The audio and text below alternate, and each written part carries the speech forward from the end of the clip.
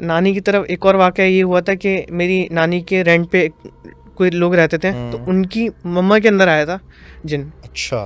तो वो रात के टाइम जो है शादी से आ रही थी आई थिंक, या किसी इवेंट से आ रही थी, वो परफ्यूम करके आ रही थी, तो वो अपने साथ किसी को लेकर आ गई थी। तो हुआ ये कि वो जो है वो उनकी माँ के ऊपर जब हावी हुआ जिन, वो का ऐसा सिलसिला हुआ कि वो जो है ना वो गोश्त खाती थी। सबसे पहला जो सिलसिला हुआ वो ये हुआ कि वो लेकर आई थी किसी इवेंट से ना, जो शॉपर में आपको मालूम है कि कोई बांध के देते हैं खाना वगैरह।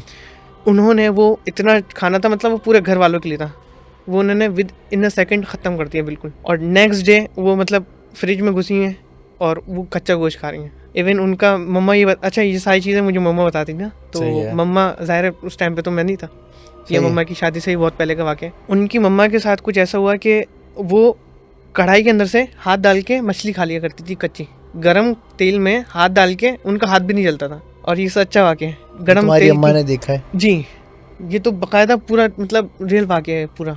तो क्या मसला था, क्या हुआ असल था? में उनके ऊपर बिल्कुल हावी हो गया था जिन्ना। और अच्छा उनका इंतकाल हुआ ऐसे कि वो एक दफ़ा ना, अच्छा सबको मालूम था ये ना गोश्त खाती हैं, कच्चा गोश्त खाती हैं, तो सब ना बिल्कुल उनके साथ साथ रहते थे, उनको अकेला नहीं छोड़ते थे। एक दफ़ा क्या हुआ, उनकी बेटी की ना आग लग गई, तो वो जल्दी से भागी देखने के लिए, क्या मम्मा कहाँ है, मम्मा कहाँ है, मम्मा कहीं बाहर तो नहीं चली गई कहीं।